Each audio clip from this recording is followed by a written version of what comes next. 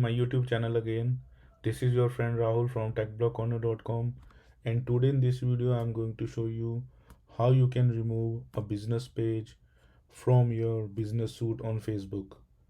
So without wasting your time, as always, let's get started. So what you have to do is you have to log in into your Facebook account, and then you have to click on menu, and here you will be seeing pages. Just click on it and you will see all the list of pages you have. In the left sidebar you will see Meta Business Suite. You just need to click on this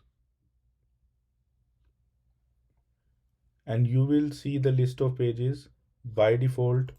In the left sidebar you just need to select whichever page you wanted to see here, or you can click on setting to remove the page. So click on setting, and now you will see all the people here. In the left sidebar you need to click on pages, and you will see all the pages in this business suite that I have.